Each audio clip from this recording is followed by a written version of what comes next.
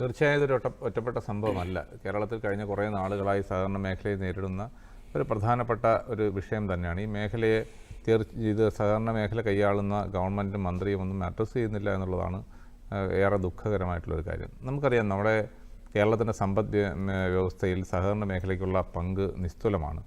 പ്രത്യേകിച്ച് നമ്മുടെ ഗ്രാമീണ സമ്പദ്ഘടനയുടെ, കാർഷിക സമ്പദ്ഘടനയുടെ ഒക്കെ നട്ടെല്ലെന്ന് പറയുന്നത് സഹകരണ ബാങ്കുകൾ തന്നെയാണ്.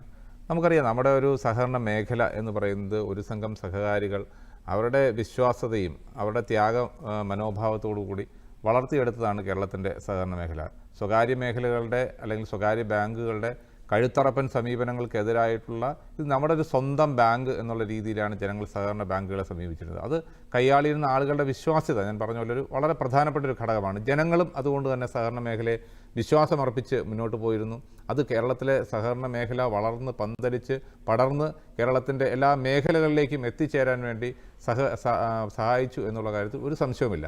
പക്ഷേ കഴിഞ്ഞ കുറേ നാളുകളായി ഈ സഹകരണ മേഖലയെ തകർക്കുന്ന ഒരു സമീപനം അത് ഗവൺമെൻറ്റുകളുടെ ഭാഗത്തു നിന്ന് തീർച്ചയായും ഉണ്ടായിക്കൊണ്ടിരിക്കുകയാണ്. പ്രത്യേകിച്ച് കേന്ദ്ര ഗവൺമെൻറ്റിൽ ഇപ്പോൾ അമിത്ഷാ കേന്ദ്രത്തിൽ മന്ത്രിയായപ്പോൾ അദ്ദേഹത്തെ സഹകരണ മേഖലയുടെ ചുമതല കൊടുത്തത് തന്നെ കേരളത്തിൽ നടക്കുന്ന ഇത്തരം സഹകരണ മേഖലകളെ അതിനെ ഒന്ന് തകർക്കുക എന്നുള്ള ഒരു ലക്ഷ്യം കേന്ദ്ര ഗവൺമെൻറ്റിനുണ്ടോ എന്നുള്ള ഒരു സ്വാഭാവികമായ സംശയം നമ്മുടെയൊക്കെ മനസ്സുകളിലേക്ക് ഉണ്ടായിരിക്കുന്നു. ആ സംശയം ദൂരീകരിക്കുന്ന രീതിയിലേക്കാണ്, അല്ലെങ്കിൽ ആ സംശയത്തിന് അത്തരത്തിലുള്ള ഒരു നീക്കങ്ങൾക്ക് ആക്കം കൂട്ടുന്ന രീതിയിലാണ് കേരളത്തിൽ പല സഹകരണ മേഖലകളും CPM കൈയാളുന്ന സഹകരണ മേഖല ബാങ്കുകൾ അവരുടെ സമീപനം അതിന് ഏറ്റവും വലിയ തെളിവായി നമുക്ക് കാണാൻ കഴിയുന്നു. അതിപ്പോൾ കരുവന്നൂരായാലും കണ്ടലയായാലും ഇപ്പോൾ പുതുതായി വന്നിട്ടുള്ള നേമം ബാങ്കായാലും അങ്ങനെ നിരവധിയായിട്ടുള്ള CPM ഭരണസമിതി കൈയാളുന്ന ബാങ്കുകൾ.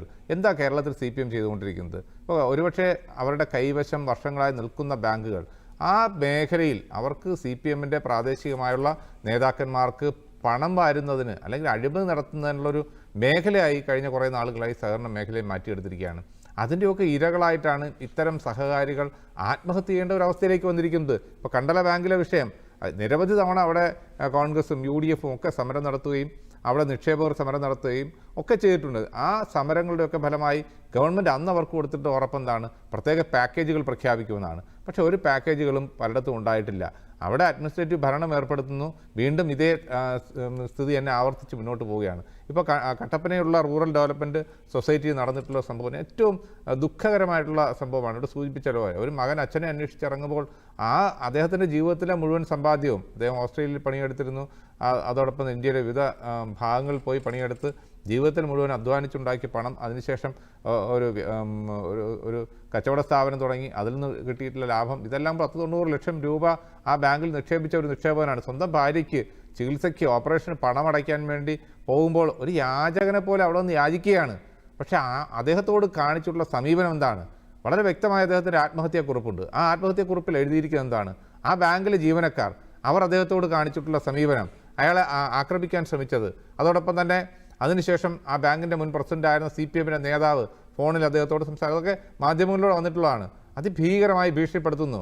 നീ തല്ലുമേടിക്കേണ്ട കാര്യമാണ് ചെയ്തുകൊണ്ടിരിക്കുന്നത്, ഇതിനെങ്ങനെ കൈകാര്യം ചെയ്യണമെന്ന് ഞങ്ങൾക്കറിയാം എന്നുള്ള രീതിയിൽ അദ്ദേഹം ചെയ്ത ഒരൊറ്റ തെറ്റേ ഉള്ളൂ, ആ ബാങ്കിൽ പണം നിക്ഷേപിച്ചു എന്നുള്ളതാണ്.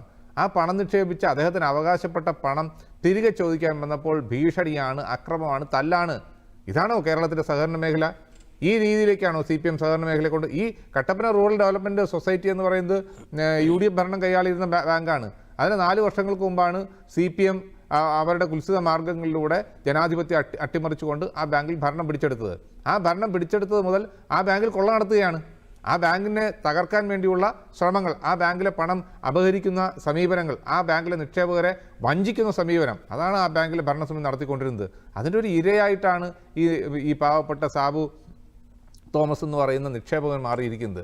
അദ്ദേഹത്തിൻ്റെ അവകാശപ്പെട്ട പണം ചോദിക്കാൻ പോകുമ്പോൾ തല്ലാണ് മറുപടിയെങ്കിൽ, അക്രമമാണ് മറുപടിയെങ്കിൽ, ഭീഷണിയാണ് മറുപടിയെങ്കിൽ അദ്ദേഹത്തിന് മറ്റു മാർഗമില്ലാതെ പോയി. ആത്മഹത്യ ഒന്നിനും പരിഹാരമല്ല എന്നൊക്കെ നമ്മൾ പറയുന്നെങ്കിലും ജീവിതം വഴിമുട്ടിയ ഒരവസ്ഥയിലേക്ക്, സ്വന്തം ഭാര്യയുടെ ഓപ്പറേഷന് ഉള്ള പണം പോലും കിട്ടാത്ത ഒരവസ്ഥയിലേക്ക്, താൻ അധ്വാനിച്ചിട്ട പണം ആ ബാങ്കിൽ കിടക്കുമ്പോൾ അവിടെ ഭാര്യയുടെ ഓപ്പറേഷന് പണമടയ്ക്കാൻ കഴിയാതെ നിസ്സഹായനായി നിൽക്കുന്ന ഒരവസ്ഥയിൽ ആ ബാങ്കിൽ പോകുമ്പോൾ അവിടെയുള്ള ജീവനക്കാരുടെ ഭീഷണിയും തല്ലും ഏൽക്കുന്ന ഒരവസ്ഥയിൽ മറ്റൊരു മാർഗവുമില്ലാതെ അദ്ദേഹം ആ ബാങ്കിന് മുന്നിൽ തന്നെ ഇതിന് ഉത്തരവാദികളുടെ പേരെഴുതി വെച്ചിട്ട് ആത്മഹത്യ ചെയ്യുന്ന ഒരവസ്ഥയിലേക്ക് വന്നു. ഇത് കേരളത്തിൻ്റെ സഹകരണ മേഖലയെ ആകെ ബാധിക്കുന്ന ഒരു വിഷയമാണ്.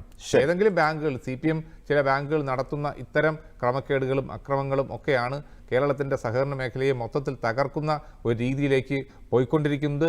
ഇതിന് അടിയന്തരമായി പരിഹാരം കാണേണ്ടവരാണ് ഭരിക്കുന്ന ആളുകൾ തന്നെയാണ്. പക്ഷേ അവർ അതിനെ വെറുതെ കൈയും വെട്ടി നോക്കി നിൽക്കുന്ന ഒരവസ്ഥയാണ് ഇന്ന് കേരളത്തിലുള്ളത്.